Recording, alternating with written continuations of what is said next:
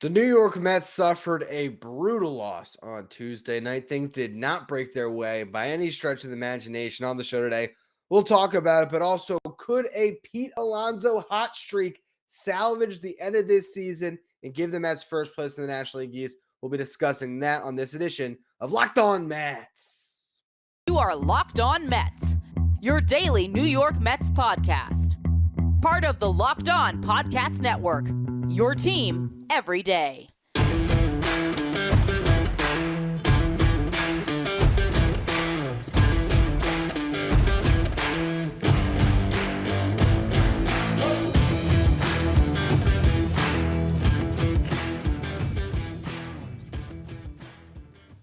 Hello to all you amazing Mets fans. You're watching Locked On Mets, part of the Locked On Podcast Network, your team every day. I'm your host, Ryan Finkelstein. If you want to find any of my work, follow me on Twitter at FinkelsteinRyan. You can also find some of my writing at justbaseball.com, where I work as the managing editor. What a bad game we watched on Tuesday night. And I'll tell you, the games against the Cubs this year have been the most frustrating to watch to me. I think more than anything else, more than any other series, more than any other moment, watching the Mets go against the Cubs. I was in that series in Chicago. I was out there for it. Yeah, the Mets won that series at Wrigley before the break, but the baseball that we watched was simply terrible. And now we're watching again the Mets go up against this bad team, and for whatever reason, they play horrible baseball. They play down to the competition. And to drop 2 games at the front of this series against the Cubs, and now you're banking on David Peterson to try to salvage a win here before you face the Pirates for 4. It's not where you want to be. And I talked about it on yesterday's show, and I gave him a free pass, as I have done throughout the year, because I always want to stress that anytime I've doubted the Mets, they've come back and they've proven me wrong and everyone else wrong, and they answer the bell, and they answer the bell, and they answer the bell. But anytime when you lose a series to a team this bad, you got to stop making the excuses for them. And I don't like the phrase a lifeless effort, because that insinuates that the Mets weren't trying. And you saw the looks on Brandon Nimmo's face and Pete Alonso, Francisco Lindor. They're out there doing their best. They're trying to win baseball games. It's not like they're just phoning it in. Baseball's a hard game to play. And at times it just doesn't break right for you. And ultimately, I think this game is actually the perfect example of that, because I can point to 2 specific plays that completely turn the tides of the game. With that said, you still have to analyze where we are and what has been happening lately. And this team's been playing 500 baseball for a while now, at the worst point of the season to play 500 baseball. And luckily the Braves have lost a couple of games lately, but you can't continue to count on that. And you miss some opportunities to stretch a lead again in this division. We could talk about the schedule all we want, but you still got to go out and win the baseball games. And recently the Mets just have not been playing good baseball. And that's really what it boils down to. But I mean, to talk about the turning points in the game, there was a clear one in the first inning. I mean, Pete Alonso misses a home run by a foot, just barely hooks foul. That changes the complexion of everything. You know, if you have that home run, you're up 2-0. And a team like the Cubs, who is now only 22 games under 500 after winning the last couple, but it's still, even if they win tomorrow, they're still going to leave this series over 20 games under. They fall behind 2-0 in the first inning with Jacob deGrom on the hill, and you don't know what that does to them mentally. So that was one big swinging point of the game. And then you got, the second inning, Ian Happ homers. And other than that, it's not like the Cubs hit Jacob deGrom hard. I mean, deGrom goes 6 innings, allows 4 hits, 3 earned runs, had 10 strikeouts. I think he now has 56 double-digit strikeout performances in his career, 4 behind Tom Seaver. He tied a record that dated back to the early 1900s as far as consecutive starts allowing 3 earned runs or less. He was still his brilliant self, and it came down to a 4th inning where the Cubs, I don't want to say they got lucky, but they were bunting. They were just doing everything they could to try to scratch runs across. And, credit to them for not just giving up and for playing these games out. But man, is it frustrating when you're watching a team that has nothing to play for do that type of of strategy of just put the ball in play and hope good stuff happens, and it worked for him. It did, but the play that really defined the game in that top of the fourth inning, first of all, DeGrom's up on Franmil Reyes 0-2. He gets a base hit. So that was a little bit of a shocker. That's a place where DeGrom didn't really execute, I would say. I mean, you look at the pitch that Reyes hit, you're up 0-2. You gave a good hitter a pitch to hit there, over the heart of the plate.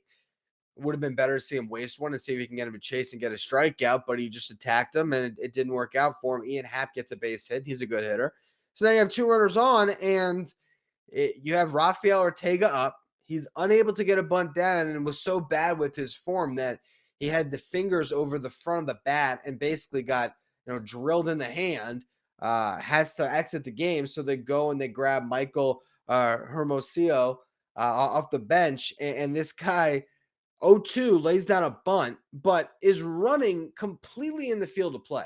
This was a terrible game from the umpiring crew. Just awful. I don't even really care about the strike zone, but how do you get this wrong? How do you not know this wrong? How is this not reviewable? Because he lays down this bunt. James McCann literally has no way to throw the baseball. The guy is running straight into his path to Pete Alonso. He gets hit in the head by James McCann's throw. What should have happened, he should have been ruled out, and the runner should have had to go back to first and second. If that happens, the next guy, Yan Gomes, hits a sac fly. That's just an out. Jacob deGrom exits that inning likely without giving up a run, and then you're sitting there down 1-0 instead of 3-0. Changes the complexion of the game. But instead, everyone's safe. Bases are juiced. Sac fly scores a run. Then the Cubs lay down another bunt, and Pete Alonso tries to make a play at the plate. Didn't get out of his glove quick enough. Didn't really put on a great throw. Another run comes across, and there you go. And the other thing about it, too, is you look at two additional batters that deGrom had to face. At least he could have saved maybe 6-7 pitches on his pitch count, at least, if not more in that inning. And he ends the day with 96 pitches. You're talking about maybe an additional inning out of Jacob deGrom had he gotten out of that inning, had that call not been made. And then maybe Seth Lugo doesn't pitch and he gives up a homer. Who knows? That could change the game. But you're making excuses. And it was funny because I was talking to my dad after this one, and he's getting frustrated looking at the replay of that game, and he said they should appeal the game. And the two of us just start cracking up. I'm like, well, the Mets scored one run. So, yeah, appeal the game for what? The Mets still would have lost based on the Cubs hitting 2 home runs. The offense has to be better. And to only get 4 hits against Adrian Sampson and the Cubs bullpen is a pathetic effort by this lineup. And I hate to say that because, again, it's not like these guys are going out trying. They did draw 5 walks. They're not going to the ballpark and just expecting to win and then not putting forth effort. The effort's there, but it's just a rough stretch right now, and the Mets can't get out of their own way. And you look at the DH spot, which continues to be an issue. Daniel Vogelback goes 0 for 3. Mark Vientos pinch hits. At least he drove the baseball. Exavila over 100 miles per hour in his one at bat. But I mean, Alonso left 2 guys on base. Vogelback left 2. Lindor left 3. He had an opportunity late that he ends up striking out on. He had 2 strikeouts in this game. Nimmo drew a couple walks, 0 for 2. Jeff McNeil continues to hit. Give him credit. Went 2 for 4. He did ground into a double play that was pretty frustrating, but he scolded the ball in that at bat. He's actually angling for the batting title now. He's at 323. Goldschmidt has crashed down to earth a little bit when it comes to his batting average, and that has let Freddie Freeman take a lead in the National League. So suddenly Jeff McNeil actually has a chance, and that's something to watch down the stretch here. But altogether, I can't think of a game that frustrated me more. And you're just wondering when it's going to end because you can't get swept by the Cubs. Yet now you're in a 1-game sample, and as we just watched the last couple days, anything can happen in a baseball game. David Peters can go out tomorrow and he can get rocked. The Mets could get shut out again. I would hope that we'll see the Mets really have a standout performance. Also, I hope Mark Vientos gets to start. Maybe it fuses the Mets with some energy. Let's say he gets an early home run or gets his first big league hit. Maybe that'll lighten the mood up, and this team can maybe roll. And they win this one, maybe they carry that momentum into this series against the Pirates. Going into this week, I said 5-2 is what you were hoping for. Now to get there, you got to win the last 5. The Mets are capable of 5-game winning streak to close out this week for sure. But what they've looked like the last 48 hours does not necessarily infuse confidence that they're about to reel off some great run of success here and win out to close out this week. But we'll see what happens. There's still 19 games left to play with, and regardless of what happens out in San Francisco, you're going to wake up on the 14th, and the Mets will still be in first place in this division. They just got to play some better baseball on the stretch. And I think a really key component to that is seeing Pete Alonso get going. He hit the baseball pretty well tonight, nearly had a 2-home run game. I want to talk about what he's done during this stretch that the Mets have struggled, what he did prior to that, and why the Mets need him to lift them up in this moment, because otherwise, I don't know if this team is going to pull off first place in this division. Before we get to that, though, the summer is winding down. The nights are getting longer, but the breeze isn't the only thing that's getting stiff. That's right. This episode is sponsored by BlueChew.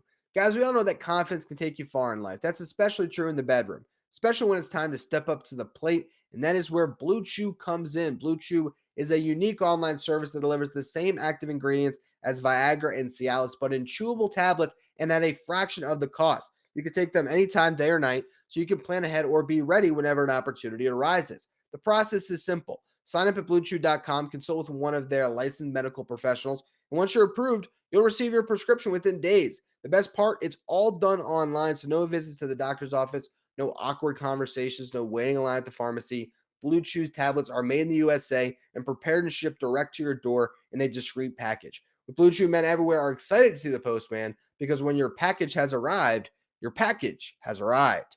So if you could benefit from extra confidence when it's time to perform, chew it and do it. We've got a special deal for our listeners. Try Blue Chew for free when you use our promo code Locked On at checkout. Just pay the $5 shipping. That is BlueChew.com, promo code Locked On, to receive your first month for free. Visit BlueChew.com for more details and important safety instructions. We thank Blue Chew for sponsoring the podcast. The Mets need Pete Alonso to be better. It's that simple. We know that he is the engine that really drives this offense. And look at his numbers from August 20th through September 12th, leading into the day-to-day. And obviously his home run certainly could be a turning point, but over this stretch of what is 22 games, Pete Alonso hitting 233, 298 on base percentage, 349 slugging, and 86 WRC plus. That computes out when it comes to his F4 to being a negative player. It's a minus 0.1 F4, but it's still not good. Only 3 home runs, 7 RBIs in 22 games for a guy that for a large portion of the season looked to lead the league, maybe even the entire league in RBIs. Meanwhile, you see Aaron Judge and the other Burrow continuing to perform night after night. And it's a long season. It's tough to be consistent. And Pete Alonso was that for so long. And I don't want to just rip on him when there's other people to blame. In this exact same span, you have Darren Ruff with a minus 47 WRC plus. Again, that measures hitters based on a league average of 100. So for Alonso at 86, you're talking about 14% worse than your league average hitter. Actually, yeah, 14. Again, anyone who listens to the show knows math, not my strong suit. That's why I'm a writer. Darren Ruff, though, minus 47, that means he's 147% worse than your league average hitter. He's been an awful. Vogelback with a 75 WRC plus, a 167 average. Luckily, he's at least drawn some walks. So his on-base percentage of 310, does juice up the numbers a little bit. But the one thing we're learning with Vogelback is he's so damn slow that his walk is almost like 3/4 of what anyone else's walk will be, because he's station to station and it takes a triple to drive him in from first base in some senses. So,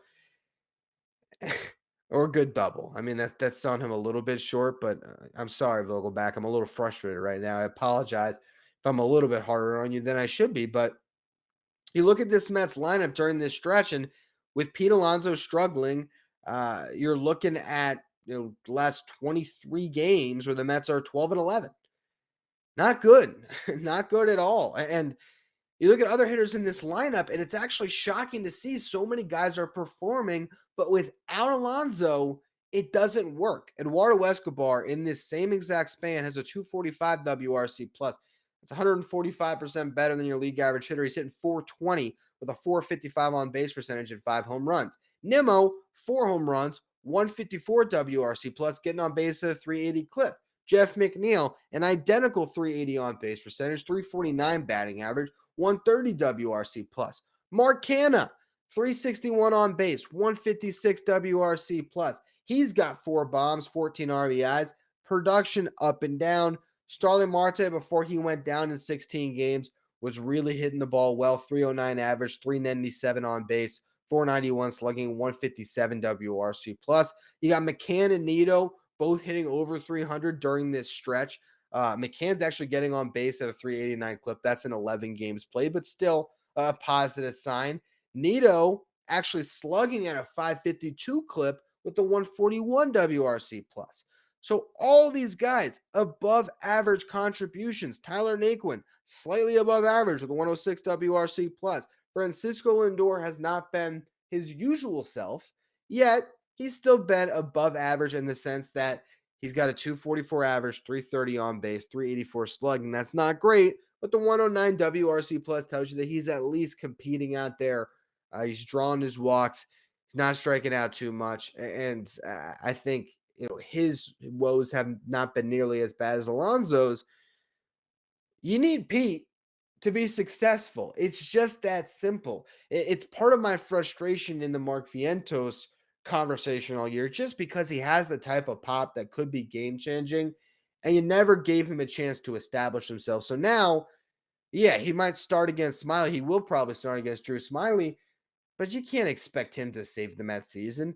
It needs to come down to Alonso, and because the Mets didn't make a big trade at the deadline, uh, other than the smaller moves they made, it really does fall on his big shoulders to get this team back on track, because the reality is, with his recent struggles since August 20th, as I already said, the Mets are 12-11. When he was red hot out of the break, if you look at that stretch that began once Vogelback was inserted into the lineup, there was a 25-game stretch where Pete Alonso and Francisco Lindor were tearing the cover off the ball, and then that's went 19-6.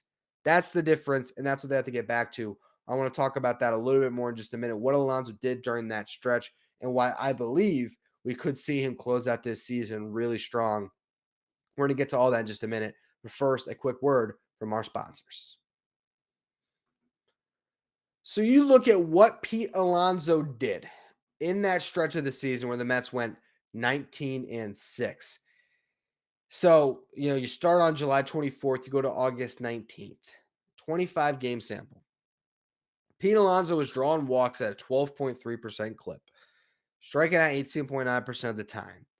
290 average, 377 on base, 559 slugging, 154 WRC plus. He had 6 home runs, scored 17 runs, drove in 24. As I've already alluded to, he does all that, and this Mets team played 13 games over 500 for a 25-game sample. Now, at the same time, you had Francisco Lindor on another planet. He was hitting 387 with a 458 on base, a 602 slugging. He had 5 home runs, scored 23 runs, had 17 RBIs, had a 201 WRC plus, and was worth 2 wins when it comes to wins above replacement. Jeff McNeil was great during that stretch as well, hitting 370. Daniel Vogelback was great during that stretch of the 165 WRC plus, 3 home runs. He was walking in 17.5% of his at-bats, hitting 277, that 413 on base percentage, 508 slugging. That was the insurance or the protection that Alonso needed behind him, and the Mets went on a run.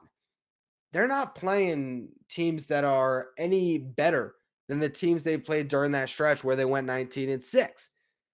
Pete Alonso is not going to be facing the best of pitching down the stretch here. I mean, you got the last game, Drew Smiley, no reason he can't fare well against him. You got 4 against Pittsburgh. Granted, the series against Milwaukee will face some better pitching, but you got Oakland, a couple against Miami, and you got the Braves and the Nationals.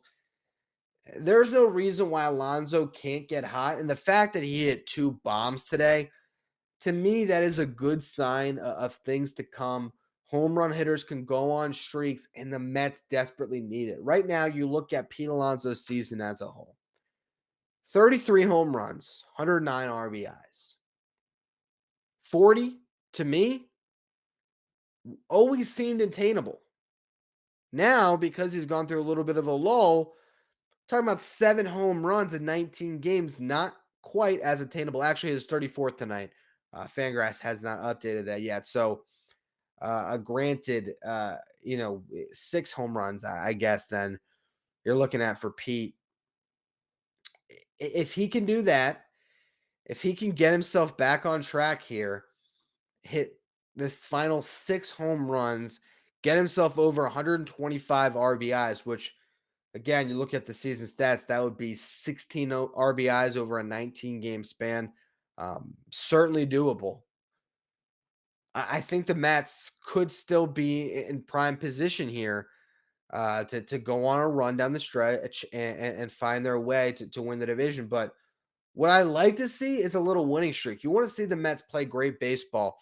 And how many games do you think they play ahead of that series against the Braves? You got 5 this week. Next week, you have 6. You got 2 against the Marlins, and there's a couple of off days that week as well before you play the Braves. 13 games. What if the Mets reel off a 10-game winning streak in there? Somewhere in there. What if they go 10-3 even? Then you're sitting at what? 99-57 going into that series against the Braves. That would be prime position, I believe, to potentially clinch the division in that series, or at least get damn close, because you look at Atlanta and they still got 7 coming up against the Phillies. And you need Philadelphia to really show out against the Braves and pick up some victories, and hopefully the Mets can gain some more and more ground in the standings and really push out a lead. But they got to pick it up. The clock is ticking. We can't make excuses for them anymore, as much as I love to try. They got to play better baseball, and they can't continue to let these teams beat them. So I'm sure we'll see a sense of urgency out of the Mets on Wednesday. It's actually my birthday, so I'll be pretty frustrated if we're talking about a series sweep on my birthday. Who knows? Maybe I'll be so frustrated I won't even record that night. Now, I can't do that because I'm always here for the audience that tunes in to Locked On Mets. And for whoever that guy is, that's probably like my dad, that would be driving into work all pissed off on Thursday morning. If the Mets were to lose, I got to record for you. So I will have shows throughout the rest of the week, regardless of how frustrated I might get. But I'm hoping and I'm expecting some better baseball to close out this week, and for the Mets to do what they did the last couple of times where we doubted them last week, where they bounce back and then once again prove why they have been the best team in this division all season long. It's just up to them now. Don't worry about the Braves. Focus on yourselves. Get back to winning baseball. As always, though, thank you for listening. Make sure you follow, rate, and review wherever you get your podcast. Make sure you follow me on Twitter at Finkelstein Ryan. Follow the show at Locked On Mets. Thank you for making Locked On Mets your first listen every day, not for your second listen. Check out Locked On MLB, hosted by Paul Francis Sullivan. Locked On MLB is where you want to go to stay up to date with everything going on in Major League Baseball. You follow Locked On MLB wherever you get podcasts.